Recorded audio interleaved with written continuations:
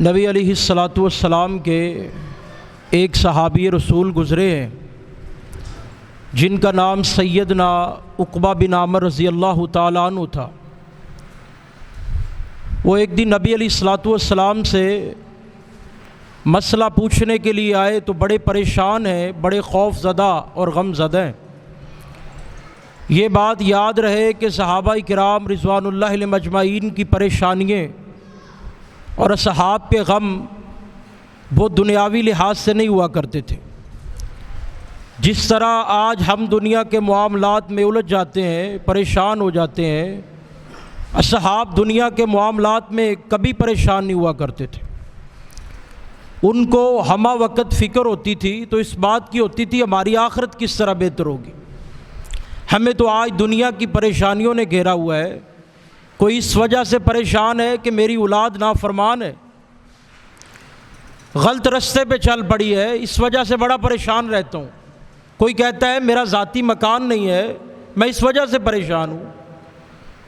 کسی کی کوئی پریشانی ہے، کسی کی کوئی پریشانی ہے، لیکن نبی علیہ الصلاۃ والسلام کے صحاب کی پریشانی ہے وہ آخرت کے حوالہ سے ہوتی تھی۔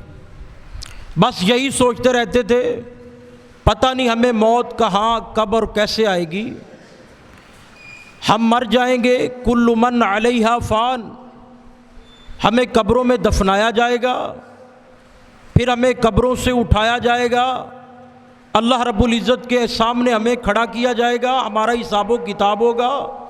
یہ سارے کے سارے مناظر ہم کیسے کراس کریں گے؟ بس اسی وجہ سے وہ پریشان رہتے تھے۔ میں پنجابی خطیب ہوں اور مجھے قاری رضوان صاحب نے آج امتحان میں ڈال دیا ہے کہ آپ نے اردو میں کرنا ہے، لوگ اردو کو پسند کرتے ہیں۔ میں تقریباً عرصہ 12-14 سال سے پنجابی خطابت کرتا آ رہا ہوں، لیکن خیر انشاءاللہ میں کوشش کروں گا کہ اپنی معروضات کو جلد اپنے اختتام کی طرف لے کے جاؤں۔ اور میرے لیے بڑی مسرت اور خوشی کی بات ہے، ایک تو میرے برادر اکبر قاری رضوان افضل صاحب حفظہ اللہ تعالیٰ بھی تشریف فرمائے، پہلی دفعہ مجھے یہاں پہ موقع فراہم ہوا ہے آپ لوگوں سے ہم کلام ہونے کا۔ اور دوسری بات میرے استاد محترم ماسٹر محمد افضل صاحب متان اللہ بطول حیاتی حفظہ اللہ تعالیٰ، وہ بھی آج تشریف فرمائیں۔ تو میں انشاءاللہ تعالیٰ جلد کوشش کرتا ہوں۔ اکرم زاہد صاحب حفظہ اللہ تعالیٰ میرے استاد ہیں، کسی وجہ سے وہ نہیں حاضر ہو سکے تو انہوں نے مجھے کہا اور میں حاضر ہو گیا۔ وہ کہہ رہے تھے کہ میں کوشش کروں گا آپ تقریر کرتے رہیں اور میں درمیان میں آ گیا تو انشاءاللہ میرا خطاب ہوگا، ادروائز آپ وائنڈ اپ کر دینا، ختم کر دینا۔ تو میں انشاءاللہ تعالیٰ کوشش کرتا ہوں آپ احباب کے سامنے اردو میں ہی۔ نبی علیہ الصلاۃ والسلام کے صحاب کو ہمہ وقت پریشانی اس بات کی ہوتی تھی ہماری آخرت کس طرح بہتر ہوگی، آخرت کے حوالے سے بڑے پریشان رہتے تھے۔ نبی علیہ الصلاۃ والسلام کے پاس ایک دن آئے اور کہنے لگے لمن نجات یا رسول اللہ صلی اللہ علیہ وسلم، اے اللہ کے پیغمبر، آپ اللہ کے رسول ہیں، آپ اللہ کے پیغمبر ہیں، آپ ناطق وحی ہیں، آپ اپنی زبان مبارکہ سے جو الفاظ نکالتے ہیں اللہ رب العزت ان الفاظ کو قرآن بنا دیتا ہے، وہ قانون اور اصول بن جاتا ہے، وہ اسلام بن جاتا ہے۔ کوئی ایسی نصیحت فرمائے اللہ کے پیغمبر کہ ہماری نجات ہو سکے، کوئی ایسا فارمولہ، کوئی ایسا کلیہ بتائے کہ ہماری نجات ہو سکے۔ نبی علیہ الصلاۃ والسلام نے ان کو کہا سیدنا عقبہ بن عامر میرے پاس آ کے بیٹھو، اپنے قریب بٹھایا اور کہا کہ میں محمد رسول اللہ صلی اللہ علیہ وسلم آپ کو 3 نصیحتیں کرتا ہوں، ان 3 باتوں کو پلے باندھ لینا، تمہاری نجات اور تمہاری بخشش کے لیے یہ 3 باتیں کافی ہیں۔ پہلی بات کہا ہے سیدنا عقبہ بن عامر آپ اپنے گھر میں ہوں یا باہر ہوں، اس روایت کو امام بخاری اپنی صحیح میں لے کے آئے، کہا آپ اپنے گھر میں ہوں یا باہر ہوں، چوکوں چراہوں بازاروں دکانوں پہ جہاں کہیں بھی ہوں، یاد رکھ لو زبان کا زیادہ استعمال نہ کیا کرو، زیادہ خاموش رہا کرو۔ کہا پہلی بات تو یہ ہے زبان پہ اللہ کا ذکر جاری ہونا چاہیے، مگر اگر بدقسمتی کے ساتھ ذکر نہ کر سکو، کہا پھر خاموش رہا کرو، اس پہ بھی اللہ تمہیں اجر عطا کرے گا۔ یہ 5-7 فٹ کا انسان کا قد ہے، اس پہ اپنی حکومت ہے، بندہ کنٹرول کر سکتا ہے۔ سارا دن ہماری زبانیں چلتی ہیں، پتہ نہیں کون کون سے جملے ہم اپنی زبان سے نکالتے ہیں۔ نبی علیہ الصلوۃ والسلام نے کہا جو خاموش رہ گیا وہ کامیاب ہو گیا، وہ فلاح پا گیا۔ جس نے اپنی زبان کو کنٹرول میں کر لیا وہ کامیاب ہو گیا۔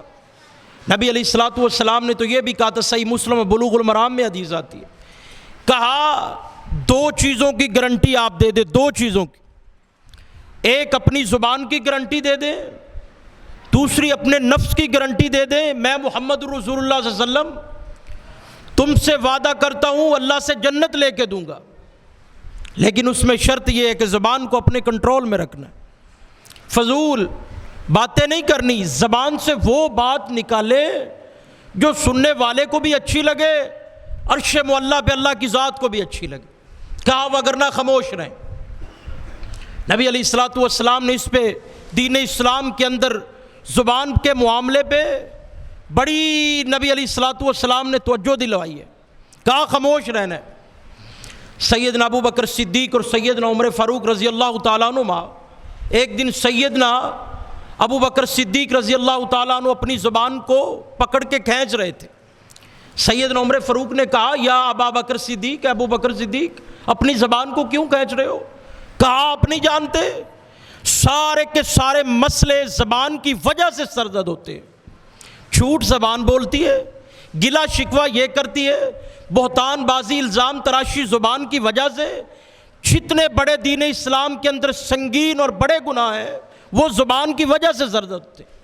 ہم مجلس میں بیٹھتے ہیں، نبی علیہ الصلوۃ والسلام نے فرمایا مجلس لگی ہوتی ہے، دوست احباب بیٹھے ہوتے ہیں، مجلس میں ایک دوسرے کو ہنسانے کے لیے ایسی بات کرتے ہیں کہ لوگ خوش ہوں گے، اس ایک جملے سے اللہ رب العزت اتنے سخت ناراض ہوتے ہیں، اللہ رب العزت فوری کہہ اٹھتے ہیں اس شخص پہ میں نے جہنم کو جنت کو حرام کر دیا ہے، ایک بول کی وجہ سے جنت فرمایا تم پہ حرام کر دی گئی ہے۔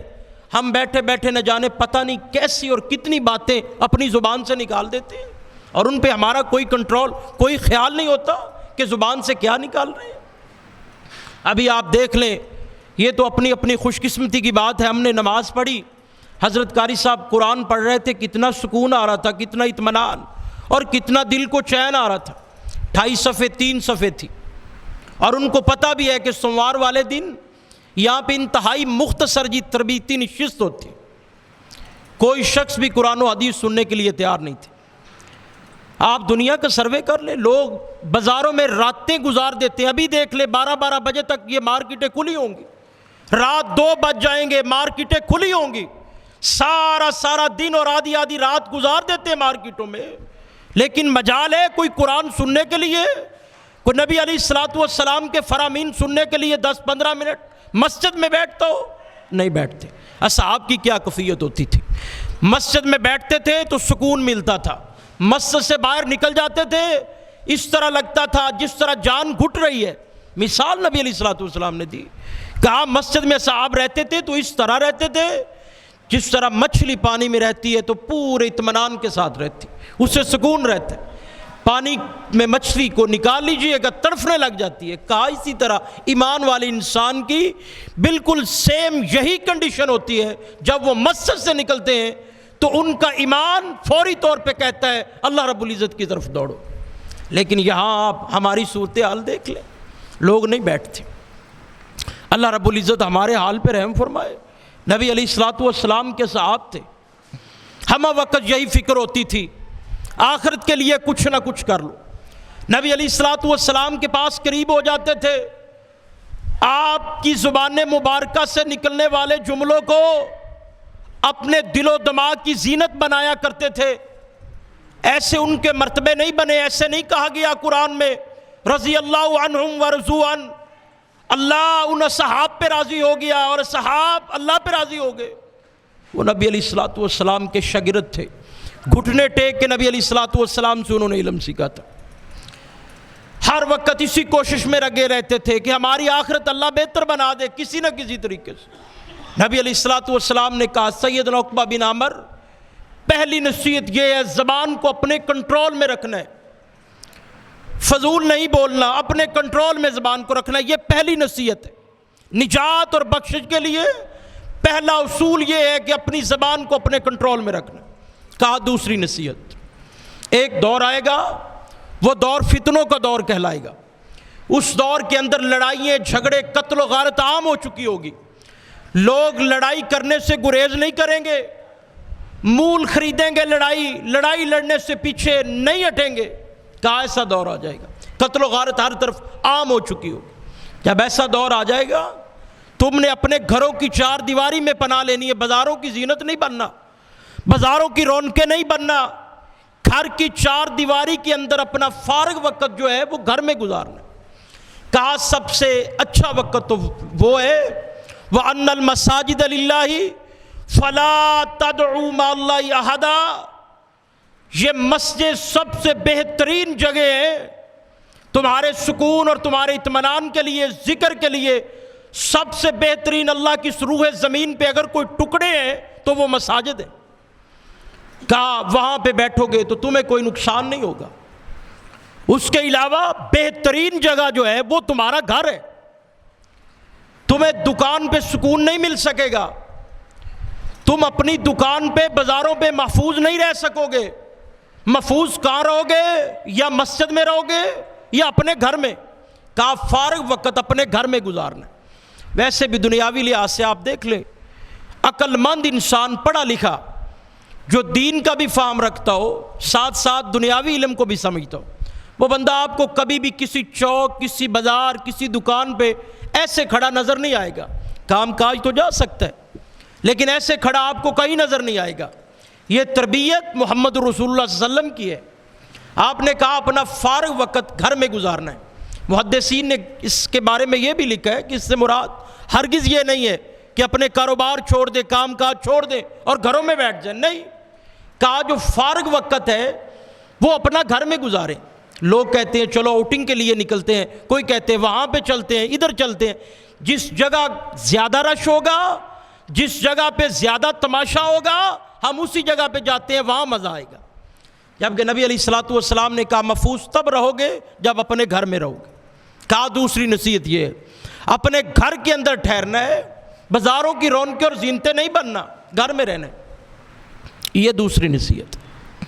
تیسری نصیحت نبی علیہ الصلوۃ والسلام نے فرمائی، آپ فرماتے ہیں وہ وقت جو آپ نے گھر میں گزارنا ہے، وہ وقت آپ کا کیسے گزرنا چاہیے۔ ہمارے گھروں کے بھی ماحول ہے، اصحاب کے گھروں کے بھی ماحول ہوتے تھے، آپ بڑی اچھی طرح سے جانتے ہیں ہمارے گھروں کے ماحول کیسے ہیں۔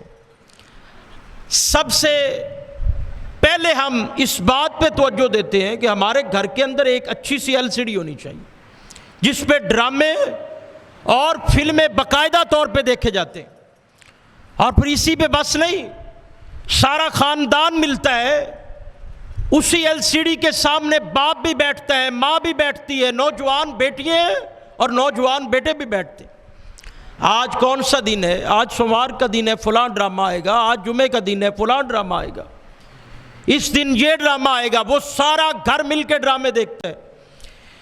اور یارو، سکرین کی دنیا اور حقیقت کی دنیا ایک نہیں ہوتی۔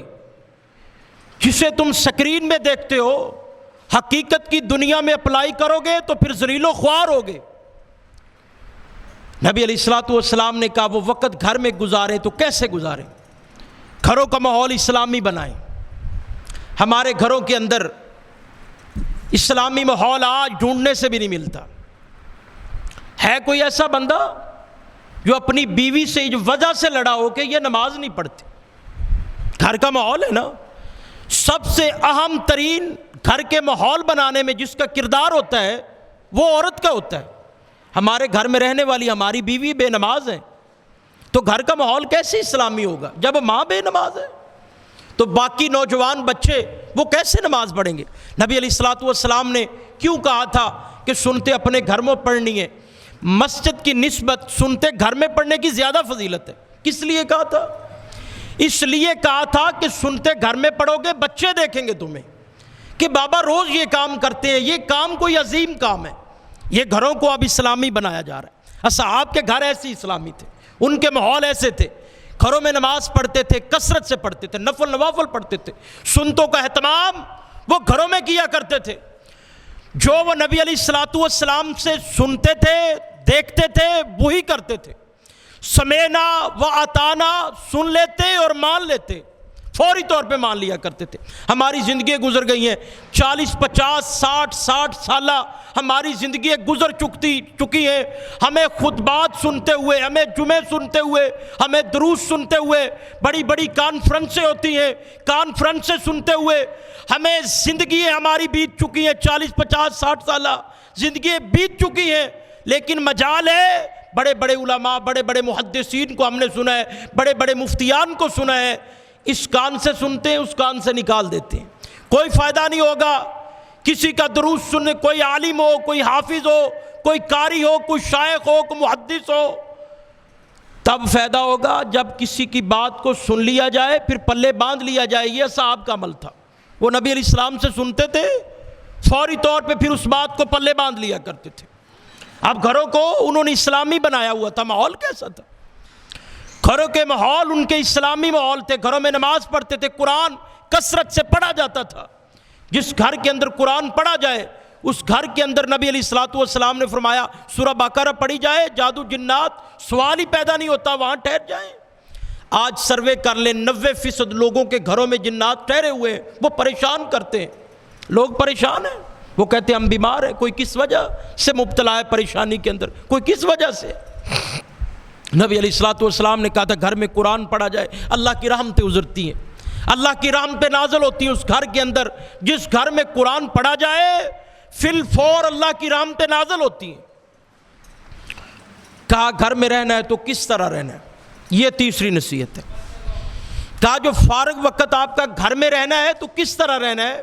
نبی علیہ السلام نے فرمایا گوشہ تنہائی میں بیٹھ جائیں، کبھی الگ ہو جایا کرے گھر والوں سے، کبھی الگ ہو جایا کرے، ہاتھ میں تسبیح کو تھام لیجئے، سامنے اللہ کا قرآن رکھ لیجئے گا۔ اللہ دنیا میں نے 40 50 60 70 سالہ زندگی گزار دی ہے، اللہ میری زندگی گناہوں سے لبریز ہے، اللہ تو مجھے معاف کر دے۔ کوئی دیکھ نہ رہا ہو، الگ بیٹھے ہوں، کمرے کا ٹمپریچر جس طرح اچھا لگے کر لو، لائٹ اچھی لگتی چلا لو، بند اچھی لگتی بند کر دو۔ اللہ دنیا پہ 40 50 60 70 سالہ زندگی گزار دی ہے، میری زندگی اللہ گناہوں سے لبریز ہے، کوئی نہ تمہیں دیکھ رہا ہو۔ اللہ کے خوف اور اللہ کے ڈر کی وجہ سے صرف ایک آنسو بہا دے، زیادہ نہیں، صرف ایک آنسو۔ اللہ کا قرآن 27واں پارہ سورہ رحمان ہے، اللہ کہتے وَلِمَنْ خَافَ مَقَامَ رَبِّهِ جَنَّتَانِ، عربی گرامر کے لحاظ سے لفظ جنتانی تثنیہ کا صیغہ ہے۔ اللہ کہتے ایک جنت نہیں 2 جنتیں عطا کروں گا۔ جو دنیا کی عارضی زندگی میں میرے ڈر اور میرے خوف کی وجہ سے رو پڑے، ایسے انسان کے لیے 2 جنتیں ہیں۔ ایک آنسو بہا دے، مجھے بتاؤ تو صحیح میرے اور آپ کی آنسو کی کیا حیثیت ہے؟ اللہ ہمیں بیمار کر دے، ہمارے آنسو تو ہسپتالوں میں گر جاتے ہیں۔ اللہ کوئی پریشانی کو مصیبت میں ڈال دے، ہمارے آنسو تھانے اور کچہریوں میں گر جاتے ہیں۔ اللہ رب العزت غربت کبھی لے آئے تو ہمارے آنسو تو غربت کی وجہ سے گر جاتے ہیں، ہمارے آنسو تو بازاروں میں گر جاتے ہیں۔ کیا وقت اور کیا ویلیو ہے میرے اور آپ کے آنسو کی؟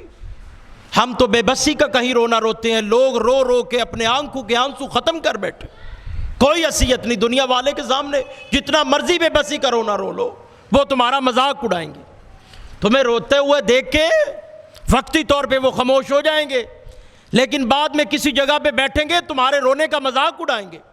جس کے سامنے رو گے، جس وجہ سے رو گے، وہ وجہ بھی پوری نہیں ہو سکے گی۔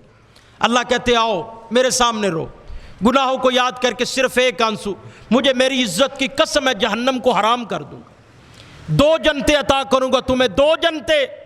جو میرے ڈر اور میرے خوف کی وجہ سے رو پڑا، ایسے انسان کے لیے 2 جنتیں ہیں۔ یہ 3 نصیحتیں تھیں جو نبی رحمت صلی اللہ علیہ وسلم نے مجھے اور آپ کو سکھائیں، بتلائیں، جو نبی علیہ السلام نے ان 3 نصیحتوں پہ نجات اور بخشش کے لیے گارنٹی دی کہ ان 3 باتوں پہ عمل کر لو، تمہاری نجات اور تمہاری بخشش کے لیے کافی ہیں۔ پہلی بات ہے خاموش رہنا ہے، دوسری بات فارغ وقت اپنے گھر میں گزارنا ہے، تیسری بات وہ وقت گھر میں کس طرح گزرنا چاہیے، گوشہ تنہائی میں بیٹھ کے اللہ رب العزت کے سامنے رو کے گناہوں کو یاد کر کے رونا ہے۔ اللہ رب العزت ان 3 ہمیں نصیحتوں پہ عمل کرنے کی توفیق عطا فرمائے۔ بھائیو، آج ہمیں کوئی ہمارا باپ دادا یا کوئی عقل مند دانا آدمی نصیحت کرے تو لوگ پتہ کیا کہتے ہیں؟ بھائی اس کی نصیحت کو پلے باندھ لو، کس لیے؟ کیونکہ یہ عقل مند ہے، یہ دنا ہے۔ نبی علیہ الصلوۃ والسلام سے بڑھ کر اللہ نے فہم و فراست کے لحاظ سے اس دنیا میں کسی کو پیدا ہی نہیں کیا۔ جس کو نبی علیہ الصلوۃ والسلام نصیحتیں کریں، وہ نصیحتیں کتنی امپورٹنٹ ہوں گی، وہ نصیحتیں کتنی اہم ہوں گی۔ آپ کہتے ہیں یہ 3 نصیحتیں، ان پہ عمل کر لو، نجات کے لیے کافی ہیں۔ میں اور آپ، ہر انسان چاہتا ہے اللہ ہمیں جنت دے دے۔ بے شک ہم جنت والے کام نہ بھی کریں، جنت والے کام ہم سننے کے باوجود بھی نہیں کرتے۔ ہر انسان کو پتہ ہے کہ 5 نمازیں پڑھنی ہیں، لیکن کوئی بھی نہیں پڑھتا۔ ہر انسان کو پتہ ہے جھوٹ نہیں بولنا، تو پھر بھی بولتے ہیں۔ رمضان کے روزے رکھنے ایک کثیر تعداد میں نے لوگوں کو دیکھا ہے۔ پورے پنجاب کے اندر میں نے رمضان المبارک میں سفر کیا ہے، تاک راتوں میں سفر کیا ہے، دن کو سفر، رات کو سفر۔ میں نے لوگوں کو دیکھا ہے اپنی آنکھوں سے، اڈوں پہ کھڑے ہوئے لوگ، گاڑیوں میں سفر کرتے ہوئے لوگ۔ سفید دن ہے، رمضان کا مہینہ ہے، لوگ بیٹھے چیزیں کھا رہے اور کسی کی کوئی شرم نہیں ہے، کسی کا کوئی حیا نہیں۔ مجھے بتاؤ پھر کیسے اللہ رب العزت کی رحمتیں نازل ہوں گی؟ کہا رمضان کے روزے رکھنے ہیں، روزوں کا حکم دیا گیا، ہم نہیں رکھتے، پھر بھی ہم جنت کے طلبگار ہیں۔ اسلام نے ہمیں ایک ایک چیز بتا دی ہے، یہ کرو گے یہ جنت والا رستہ ہے، یہ جہنم والا رستہ ہے، دونوں رستے اسلام نے ہمیں دکھا دیے۔ باوجود اس بات کے ہم پھر بھی جنت والے رستے پہ نہیں چلتے۔ کوئی اہل حدیث ہو، کوئی اہل سنہ ہو، کوئی جو مرضی ہو، پھر بھی وہ اسلام پہ نہیں چلتا۔ کہا گیا تھا نا ادخلوا فی السلم کافہ، اسلام کے اندر پورے کے پورے داخل ہو جاؤ، تب جنت ملے گی۔ ایسے جنت نہیں ملے گی ایک دن نماز پڑھ لی پھر چھوڑ دی، 3 پڑھ لی 2 چھوڑ دی، کبھی روزہ رکھ لیا کبھی نہ رکھا، کبھی جھوٹ بول لیا کبھی سچ بول لیا، کبھی دغا کبھی فراڈ کبھی فریب، یہ ساری چیزیں کرتے رہے اور سینے پہ ہاتھ مار کے کہیں میں اہل الحدیث ہوں، مجھے جنت مل جائے گی۔ نہیں میرے بھائی، بھول ہے، جنت نہیں مل سکے گی۔ جنت تب ملے گی ادخلوا فی السلم کافہ، اسلام کے اندر پورے کے پورے داخل ہوں گے تب جنت ملے گی۔ ہمیں رستے دکھا دیے گئے، پھر بھی ہم جنت والے کام نہیں کرتے۔ لیکن نبی علیہ الصلوۃ والسلام نے کہا یہ 3 نصیحتیں نجات اور بخشش کے لیے۔ ہر انسان چاہتا ہے میری نجات ہو جائے، میری بخشش ہو جائے۔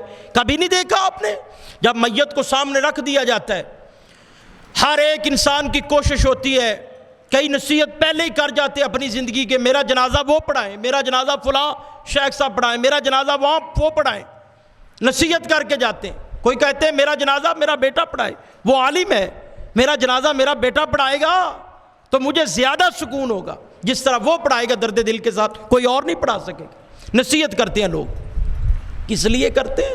کہ ہماری نجات ہو سکے، ہماری بخشش ہو سکے۔ اور پھر بڑے بڑے شیوخ آ کے دعائیں کرتے ہیں، جنازہ پڑھاتے ہیں، اللہ رب العزت سے کہتے ہیں اللہ اسے معاف کر دے۔ پیچھے 2 4 500 1000 2 4 ہزار 10,000 انسان لوگ ہوتے ہیں، سفارشی بن کے آتے ہیں کہ اللہ اسے معاف کر دو۔ انسان چاہتا ہے نجات ہو سکے، لیکن نجات والے کام کرنے کے لیے کوئی بھی تیار نہیں۔ یہ نجات والے کام ہیں جو محمد رسول اللہ صلی اللہ علیہ وسلم نے ہمیں بتلائے ہیں۔ اللہ رب العزت ہمیں انہیں 3 نصیحتوں پہ عمل کرنے کی توفیق عطا فرمائے۔ وآخر دعوانا ان الحمدللہ رب العالمین۔ بیماروں کے لیے، پریشان حال لوگوں کے لیے دعا فرما دیں۔ الحمدللہ رب العالمین الرحمن الرحیم مالک یوم الدین اللہم ایاک نعبد و ایاک نستعین اللہم صلی علی محمد وعلی آل محمد کما صلیت علی ابراہیم وعلی آل ابراہیم انک حمید مجید اللہم بارک علی محمد وعلی آل محمد کما بارکت علی ابراہیم وعلی آل ابراہیم انک حمید مجید اذهب الباس رب الناس واشف انت الشافي لا شفاء الا شفاؤك شفاء لا يغادر سقما ربنا آتنا في الدنيا حسنة وفي الآخرة حسنة وقنا عذاب النار اللهم إني أعوذ بك من جهد البلاء ودرك الشقاء وسوء القضاء وشماتة الأعداء رب اجعلني مقيم الصلاة ومن ذريتي ربنا وتقبل دعاء ربنا اغفر لي ولوالدي وللمؤمنين يوم يقوم الحساب اللہ سڑے سارے دے کبیرہ صغیرہ گناہاں نو معاف فرما، اللہ چھوٹے بڑے گناہاں نو معاف فرما۔ شاہ تو رحیم، اللہ تو کریم، اللہ تو مشکل کشا حاجت روا عرشاں والے اللہ سی تیرے بندے بڑے گناہگار، بڑے خطاکار، بڑے سیاہکار، لیکن میرے اللہ تیری رحمت دے طلبگار، اللہ اپنی رحمت دے نال سانو سارے نو معاف فرما، اللہ سارے نو اپنی رحمت دے نال معاف فرما۔ اللہ شاید ساڈے نالوں ود کے کوئی گناہگار، کوئی خطاکار، کوئی سہکار نہ ہوئے، لیکن اللہ جدوں میں تیری رحمت نو وینا اللہ تیری رحمت بہت وسیع، اللہ اپنی رحمت دے نال سانو معاف فرما۔ عرشاں والے اللہ جنہیں بیمار نے اسپتال اندر، گھر اندر، بچے نوجوان مرد عورتاں، اللہ سبنا نو شفائی کاملہ عاجلہ عطا فرما۔ اللہ سبنا نو مکمل تندرستیاں عطا فرما۔ اے میرے اللہ تیرے تو علاوہ کوئی شفاواں نہیں دے سکدا، اللہ تو شفاواں عطا فرما۔ عرشاں والے اللہ ساڈے ہاتھ کدی کسے ہور دے اگے نہیں اٹھے، اللہ ساڈے ہاتھ اٹھتے نے تے تیرے اگے، اللہ ساڈا سر چکدا ہے تے تیرے اگے، اللہ ساڈے واسطے ہور در بھی کوئی نہیں۔ عرشاں والے اللہ ساڈے نہ اٹھے ہتھاں نو خالی نہ موڑی، اللہ جتنے بیمار نے سبنا نو شفائے کامل عاجل عطا فرما، اللہ بیماراں نو شفائے کامل عاجل عطا فرما، اللہ جتنے پریشان حال لوگ نے انہاں دیاں پریشانیاں رفع فرما، اللہ پریشان حال لوگاں دیاں پریشانیاں دور فرما، عرشاں والے اللہ تنگ دستاں دیاں تنگ دستیاں دور فرما، اللہ میرے ملک پاکستان دے حالات درست فرما، اللہ ملک پاکستان دیاں حفاظتاں فرما، اللہ میرے ملک دی حفاظتاں کرن والیاں دی بھی حفاظتاں فرما، اللہ جنہاں کول اولاد نہیں انہوں نے ایک سالے اولاد عطا فرما، اللہ جنہاں نو اولاد دیتی انہوں نے ایک بنا، ماں باپ دا فرما بردار بنا، عرشاں والے اللہ جنہاں نو اولاد دیتی انہوں نے ایک بنا، ماں باپ دا فرما بردار بنا، اے میرے اللہ اس مسجد نو آباد فرما، اللہ ایتھے دن دگنی رات چگنی ترقی نصیب فرما، اللہ ایتھے اسلام دا امن دا بول بالا پیدا فرما، اللہ اسلام دا غلبہ اور چرچا فرما، اللہ حضرت مولانا قاری رضوان افضل صاحب دیا محنت کوششاں کافشاں قبول فرما کہ اللہ ذریعہ نجات بنا، اے میرے اللہ ساڑیاں محنت کوششاں کافشاں قبول فرما کہ اللہ ذریعہ نجات بنا، اللہ ایت اسلام دا غلبہ اور چرچا فرما، اے میرے اللہ جو تیرے کول منگے عطا کر دے، جو نہیں منگ سکے بن منگے عطا فرما، اللہ ایتھے کہ دوست کہہ رہے سن کہ انہاں دی ہمشیرہ بیمار اللہ انہوں نے شفائی کامل عاجل عطا فرما، دیگر جنہ احباب نے کیا درخواست کی تھی دعا واسطے اللہ انہاں دی جو دلی مراد پوری فرما، اللہ نیک تمناواں نیک خواہشات پوریاں فرما، اللہ جو تیرے کل منگے عطا کر دے، جو نہیں منگ سکے بن منگے عطا فرما، سبحان ربک رب العزت عما یصفون وسلام علی المرسلین والحمد للہ رب العالمین۔